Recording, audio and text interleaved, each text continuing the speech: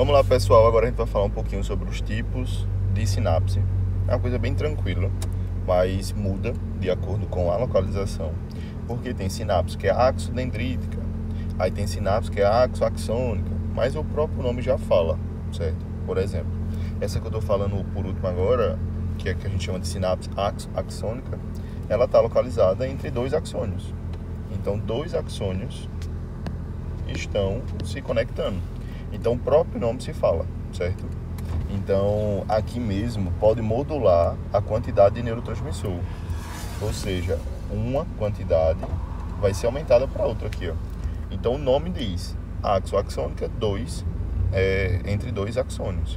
Axodendrítica, entre um axônio e um dendrito. Então, deixa eu ver aqui, ó. Pronto, essa imagem aqui mostra os dendritos e aqui um axônio, e eles se comunicando, certo? Esse aqui é o tipo mais comum, a axodendrítica, certo? Porque acaba envolvendo diversos dendritos em um só axônio. Então aqui a gente pode ter sinapse excitatória, inibitória, vai depender do tipo do neurotransmissor. E a gente tem também a axissomática, certo? Que é justamente entre o axônio e a parte somática, que é a célula. Lembra que eu disse a vocês que a célula chama de soma também? Então isso aqui é o corpo celular. Então assim, a gente existe, né, todos esses tipos, certo? De sinapse, que é de acordo com a localização, o próprio nome diz, certo? E fora isso a gente fala também da JNM, que é a junção neuromuscular, que é só para falar, né, que o neurônio ele está se comunicando com o músculo. Então a junção neuromuscular, ela é uma sinapse química, que a gente já falou lá em cima, e aí a gente vai ter praticamente uma estimulação para o músculo. Aí o músculo ou vai contrair, ou ele vai, né, se relaxar. Então existe isso tudinho. E normalmente o neurotransmissor que está envolvido nesse tipo de junção neuromuscular é a acetilcolina, certo? Que é um neurotransmissor excitatório, certo?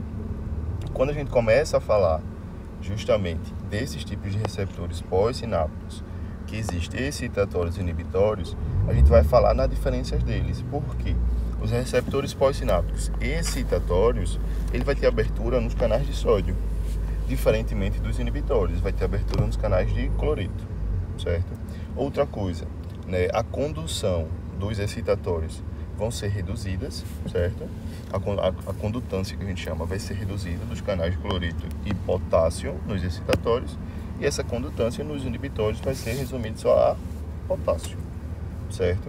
Os inibitórios aqui, eles vão ativar enzimas, certo? Que vão inibir toda a sinapse em si, e os excitatórios vão fazer alterações para mandar e manter o sistema, certo? Então existe essa diferença dos dois. E aí lembrar, os receptores excitatórios vão induzir o que a gente chama de despolarização. Por isso que é com a abertura dos canais de sódio que eles vão praticamente estar estimulando essa despolarização. E aí principalmente dois tipos de neurotransmissores comuns. Vou falar aqui, ó, é o glutamato, certo? E a acetilcolina. São dois tipos de neurotransmissores comuns, né, em receptores excitatórios, certo? Por exemplo, o glutamato. Os receptores de glutamato a gente tem dois. Então deixa eu anotar aqui também, para vocês não esquecerem. A gente tem o AMPA e o NMDA. São dois tipos de receptores muito importantes. Não precisa aprofundar deles, certo? Mas a gente estuda esses dois grandes receptores. Então, eles permitem a entrada de sódio. São receptores, certo? Excitatórios. Aí a gente tem também os receptores do tipo nicotínico da acetilcolina, que também vai permitir a entrada de sódio, certo? Então a gente tem receptores de acetilcolina e temos o AMPA e o NMDA, que são receptores de glutamato, certo? Quando a gente vem falar de receptores inibitórios, a gente fala que não vai causar despolarização, a gente vai falar que causa a hiperpolarização, certo?